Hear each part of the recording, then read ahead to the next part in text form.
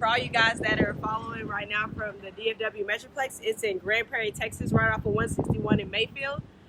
We've heard really good things about it, so we're getting ready to try it and go speak with the owner and chat with her a little bit. Hey everybody, welcome. Hello. Hey. See, I told you. I'm so sorry. It's okay. All right, you're good. All right, you're good. Sanitize as well.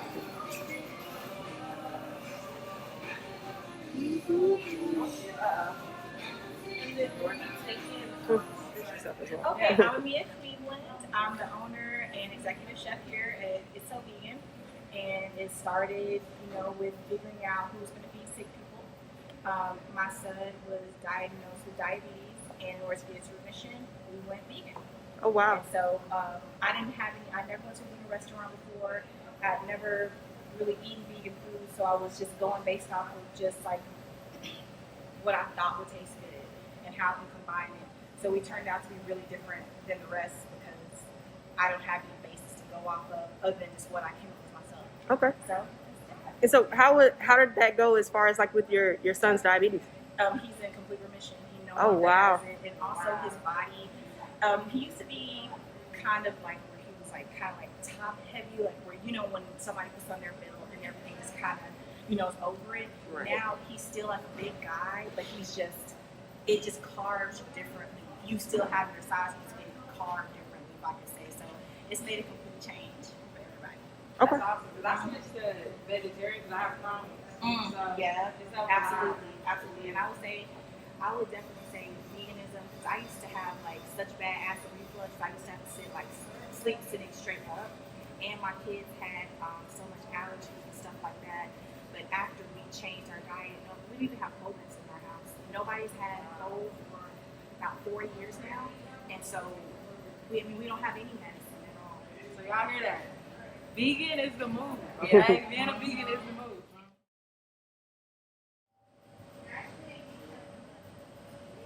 I have ITSO fish and shrimp. That's crazy.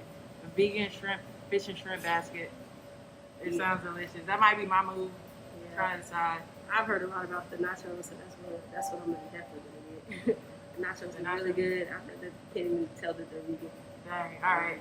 And I've always wanted to try that cashew queso, like the Okay. cashew cheese. Okay, all right. So it looks like we're gonna be getting different things. I think I'm gonna go with the fish and shrimp. Jazz is probably gonna go with the Wonton nachos. wonton nachos. Either way, it's about to go down because this menu is amazing.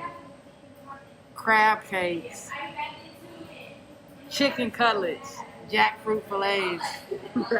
Come on, this is like straight up. For real, like the crab cake thing. Yeah, this is about to be the best meal I think I've had in quite some time. I'm excited. Right. All right, we're here with Amiya from ITSO Vegan again, and we're gonna ask her a couple of questions just to dive into being a Black business owner. What is Black vegan? The Black vegan movement. So let's start with that. How do you feel like being a vegan, a Black vegan, how has that moved through the community? Because I've noticed a large uprise of Black vegans. Well, a couple of years ago when I first went vegan, I was like a laughing stock. My family, when I would let them taste the food, they would let it roll out of their mouth. Even if it was not nasty, it was just the fact that it was vegan. And the same vegan irritates the heck out of people. It makes their skin crawl. Nobody wants to hear me say vegan. But you can say plant-based and get away with it. But vegan, it's just a stigma against it. But now, since there's been so many, when I first started, and I started doing meal preps out of my house after everybody saw me posting pictures online, and they said, are you doing meal preps? So I had some doctors with stage 4 cancer patients that actually gave me a call. And they were like, can you start meal prep for my clients? And I had 4 stage cancer patients on my roster. And so once everybody started seeing the health benefits and how things were changing, now I feel like out of necessity, people are saying, okay, we'll make a change.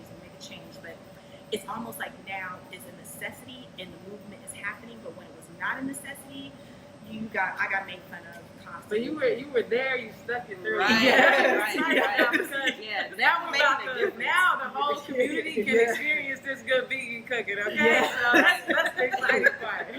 And so, how do you feel? How's business been like since COVID? Since the whole Black Lives Matter movement is pushing forward? God, it has been amazing, like amazing. And sometimes it feels weird saying COVID was a blessing, and, you know, and sometimes I'm like, well, I don't want to say that out loud, but COVID has been a straight up blessing because we got to figure out the processes. We're getting so much support from the community. Yes. Plus, people are more health conscious now, so everybody's coming in and they're wanting something that's plant based more often. So it's been great for our business, and we've been able to stay alive and open during COVID because of the community support. It has been just phenomenal. That's great because I mean, blessings always come. I feel like in the midst of chaos, you know. Yes. And right now if we're you're in doing the chaos. right thing, you gotta have your karma right. You know, Right. You acting shady. That's what I was telling people. Some people were saying, like, man, like it's just not going right. Or this is not happening. Or I'm like, did you do your paperwork? Did you do it right? Were you treating your employees right? Because the team, we're a Black-owned business, and one thing that I do is I checked all the surrounding businesses to make sure that I was paying my employees more than anybody else by at least $2 an hour. Oh, that's great. Yeah, That's to make great. sure that we treat everybody right.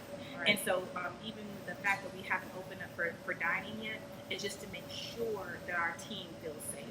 So the reason why we have delicious food and the reason why we're going is because our team chose to come back because we treat them right. And that's about being a Black woman-owned business. That's the number one thing. Treat your team right. I know that we've had it hard, but treat your team right. Right. And we were just about to get onto that. Like, it's so inspiring that you're a Black-owned business, you're a woman-owned business. How does that make you feel inside? Like, because you're a light on the community, right? So how does that make you feel? Okay, so honestly, the hard work has humbled me to the point to where I can't really be like boastful, like my chest sticking out because it was hard. When I talk about hard, I'm talking about blood, sweat, tears, 3 a.m., body aching, not eating, crying, feeling like you're never gonna make it, feeling like you're never gonna make ends meet. And so when you finally get to the point to where things are good, you're just like, I'm humble and appreciative. Please don't ever take me through that again, God. Let me stay at this level.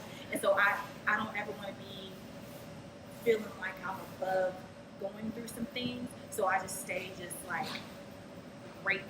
I thank God every single day, and I never put everything on me. It's like I'm doing it all because with this climate, I know at a drop of a dime, anything can happen, but God has kept us busy and sustained. So I'm just grateful.